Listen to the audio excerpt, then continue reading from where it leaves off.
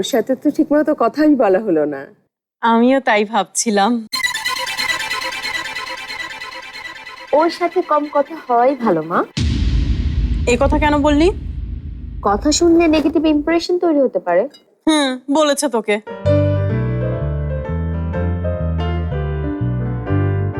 অনিমা, তোমার ওই বেশি বুদ্ধির হাজবেন্ডকে দেখছি না যে? ফোন করেছিল, বললো যে আজ বাইরে ডিনার করবে। কার সাথে? বিথি গ্যাং না তো?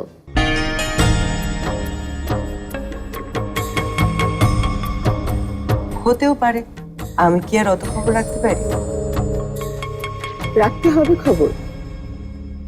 আমাদের বাসায় খেতে খেয়ে আমাদের বন্ধু নয় এমন একটা পরিবারের সাথে ডিনারে বসা তো ভালো কথা নয়। কি করব বলেন, এখন যে ছুঁড়ে ফেলে দেব সেই অবস্থাটাও তো রাখিনি। কেন? ওহ, এইসব কথা আমি খাবার টেবিলে শুনতে চাই না। এই ফারহানা, আমি নয় তোমাকে পরে বলবো। এই জুই, তাকে কি দেখছিস? শাশুড়ি আমাকে ভাত দে।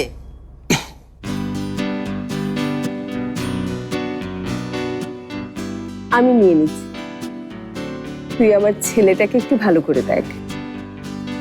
দেখে তো মনে হচ্ছে শুধু সবজি দিয়ে খাচ্ছে।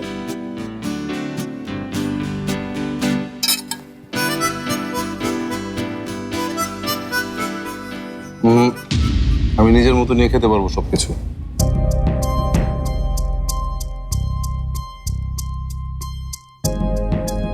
তোর কি মনে হয় না তুই আমার মেয়েটার উপর একটু বেশি জুলুম করছিস? থাক না মা, নিজে নিয়েই খাওয়াই তো ভালো। আমি তো আর গ্রামের বউদের মতো খাবার নিয়ে দাঁড়িয়ে থাকতে পারবো না, নিয়ে অভ্যাস করুক।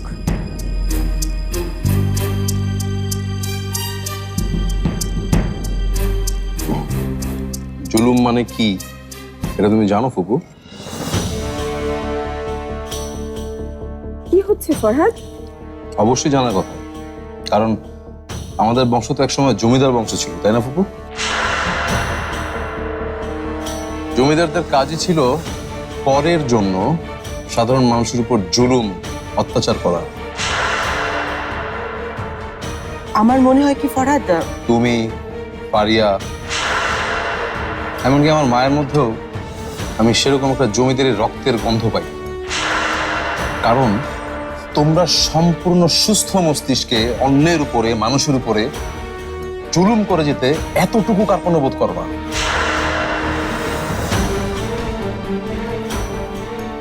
জমিদারের রক্ত তো তোমার মাঝেও আছে ভাইয়া, সেটা তো অস্বীকার করতে পারবে না তুমি। যদি অস্বীকার করতে পারতাম তাহলে আমার চেয়ে খুশি এই পৃথিবীতে আর কেউ হতো না।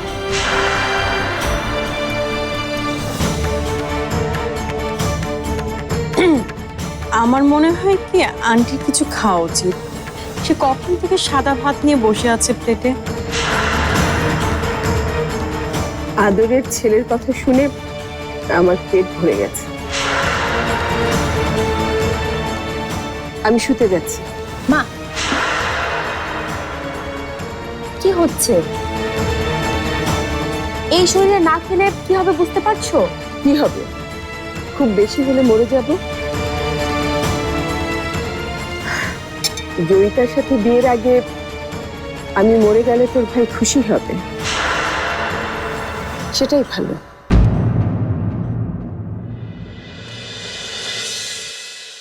কাল তুমি বিথিকে কেন রেখেছো বোর্ড মিটিংয়ে?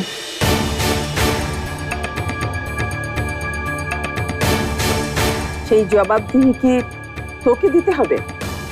দিতে পারলে ভালো হতো মা, কারণ আমার ভালোবাসার মানুষের অপমান যদি কাল হয় আর সেটা সহ্য করতে না পেরে আমি যদি কার উপর জুলুম করে ফেলি, সেটা তো নিশ্চয়ই ভালো হবে না, তাই না মা?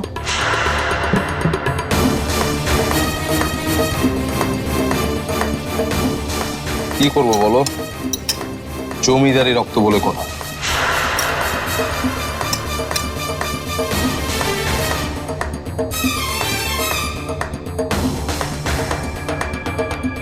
কাজটা তুমি একদম ভালো করলে না।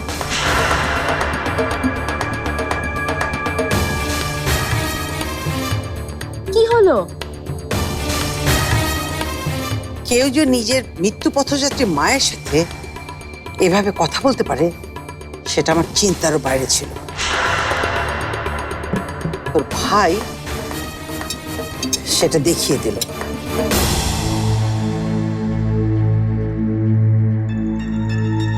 নিজের মাকে হুমকি দিলে? এই দিনটা দেখার জন্যই বোধহয় মা তোমাকে বড় করেছিল।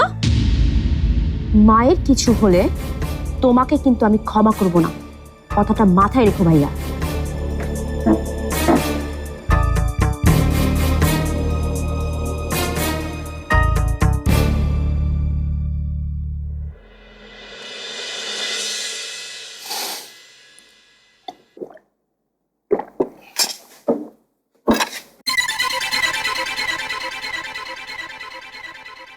কি হলো?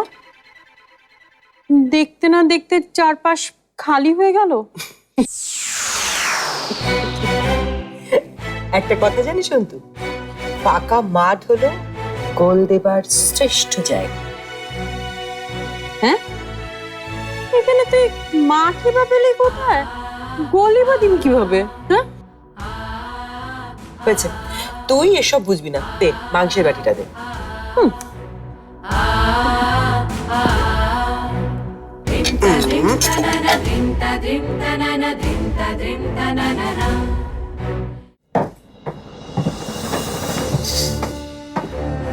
আসুন।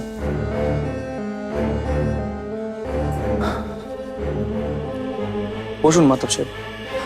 Thank you.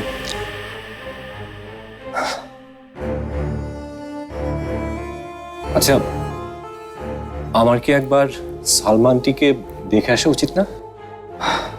কালকে সকাল দেখলে চলবে। আমার মনে হয় মা ঘুমিয়ে গেছে। কিন্তু আমি আসলে এখন চলে যেতে চাচ্ছিলাম। কেন? আমি অনিচ্ছা সত্ত্বেও আপনাদের আলাপের কিছু অংশ শুনেছি। আমি চাই না আমার মতো অযাচিত অতিথির জন্য আপনাদের মাঝে কোনো সমস্যার সৃষ্টি হোক। সমস্যাটা আসলে আমারই তৈরি করা। আমার মনের ভিতর সেটা ধীরে ধীরে তৈরি হয়েছে। বুঝলাম না। এই বাড়িতে আমি ঘর জামাইয়ের মতো থাকি মিস্টার মাহতাব।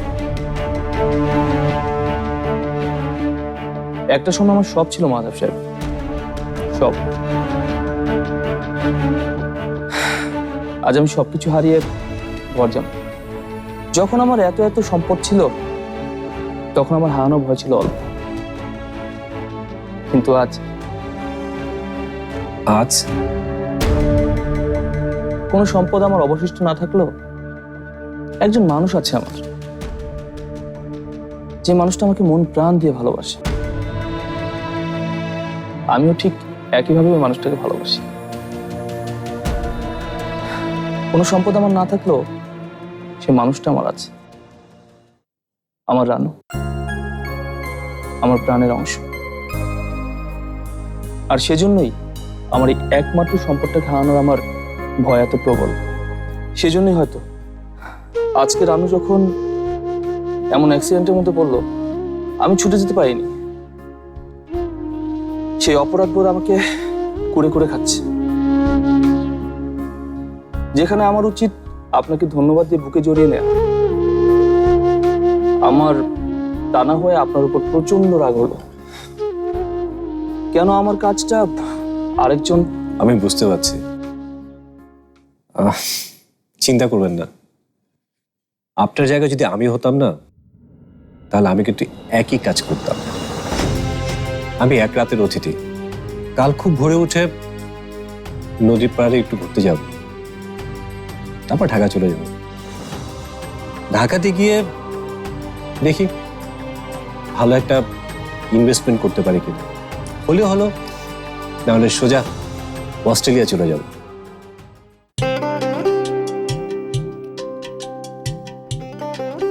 আমি যদি তোকে খুব ভালো একটা ইনভেস্টমেন্টের খোঁজ এই ময়মনসিংহে দিতে পারি।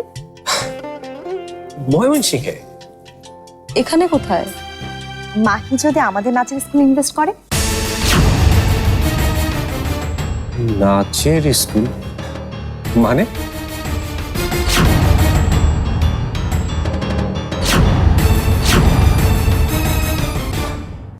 নাচের স্কুল মানে আমি তো আসলে কিছু বুঝতে পারলাম না। আরে আমাদের ছোট্ট একটা প্রচেষ্টা, বাড়ি কয়েকজন মিলে করছি আমরা, বড় কিছু না। মোটো এমন কিছু না মাহি। হ্যাঁ, আমরা ছোট থেকে শুরু করছি ঠিকই, কিন্তু ভালো ইনভেস্টমেন্ট পেলে আমাদের বড় হতে সময় লাগবে না। তুই আমাদের প্রতি বিশ্বাস রাখতে পারিস।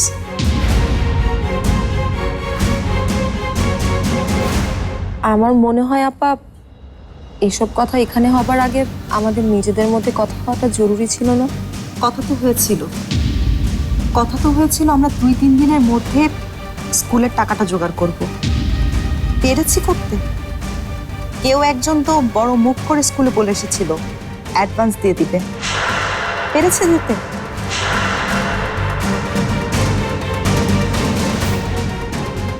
আমি ঠিক বুঝতে পারি না থাকলে কিভাবে দেবে। টাকার ব্যবস্থা কাল হয়ে যাবে রানু। যেমন আজ গতকাল ব্যবস্থা হয়েছে, তাই না?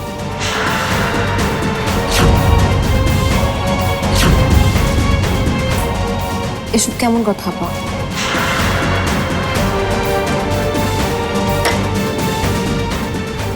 আমি এখন যাবো। প্লিজ আপনি যাবেন, বসুন না। আমি চাই না আমার কারণে আপনাদের সম্পর্কে কোনো অবনতি হোক, প্লিজ।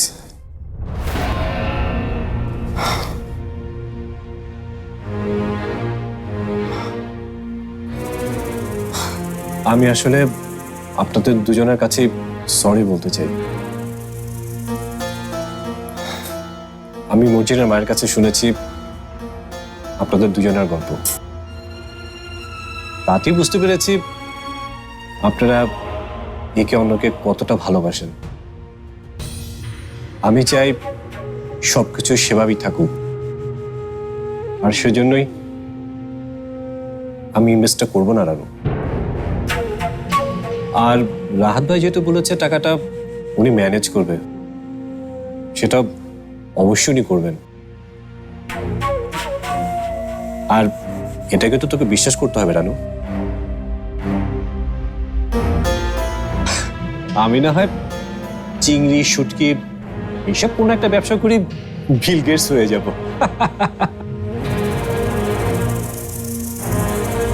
কি ব্যাপার, মজার একটা কথা বললাম কিন্তু কেউ হাসি দিল না।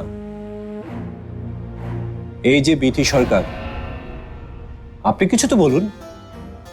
রানু আপা, তুই এখন দুলাভাইয়ের দিকে তাকিয়ে বলবি সব ঠিক আছে।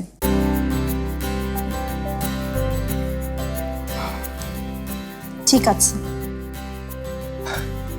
আপনিও বলুন। ঠিক আছে, খুব ভালো। সব যখন ঠিক আছে, তাহলে বিথি আপনার সুন্দর গলায় একটা গান হয়ে যায়। চা খেতে খেতে গানটা শোনা যাবে। হ্যাঁ হ্যাঁ, কতদিন মেজপার মুখে গান শুনি না। মর্জিনার মা কি আপনাকে এটাও বলেছে? এত প্রশ্ন না করে গানটা গানা। আমার এখন মুড আসছে না। তোর মুড কিভাবে আনাতে হয় সেটা আমি ভালো করেই জানি। কাকে ফোন করছিস?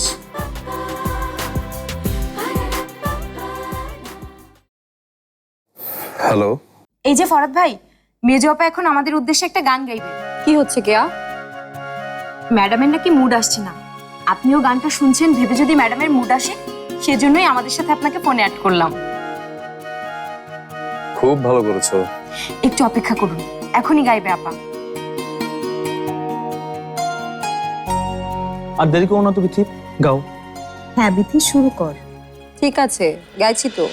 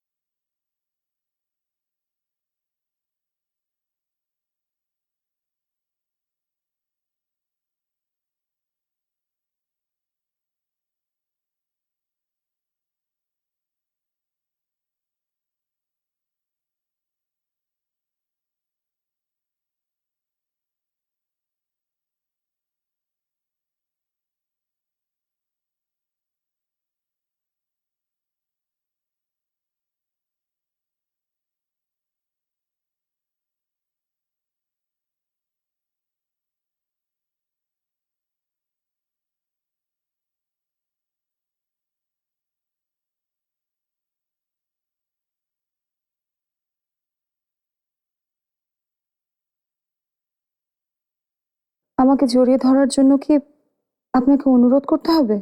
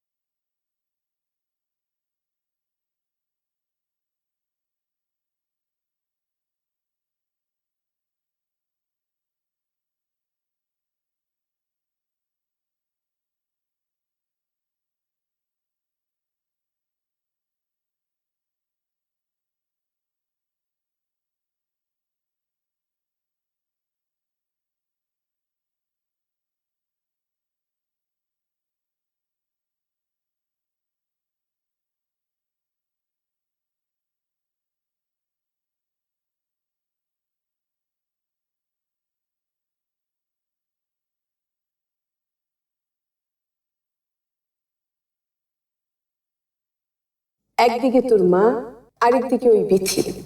কাকে বেছে নিবি তুই? কে তোর কাছে বড়? এবার প্রমাণ হয়ে যাক।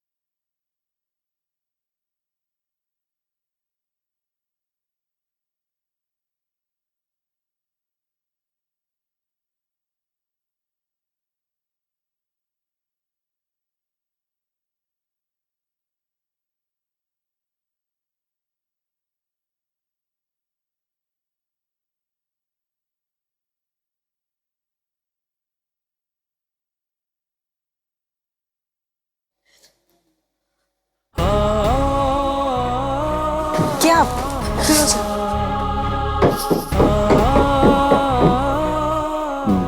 বিথির কি কোনো সমস্যা আছে?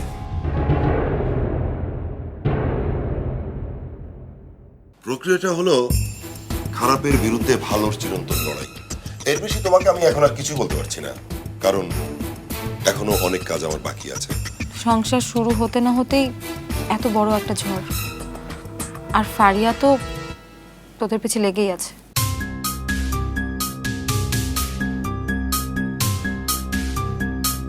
কি ব্যাপার অনিমা? কি নিয়ে কথা হচ্ছিল? তবে ফরাদ, তোমাকে একটা কাজ করতে হবে, কোনো ঝামেলা না করে কালই জয়িতার সাথে এঙ্গেজমেন্টটা সেরে ফেলো।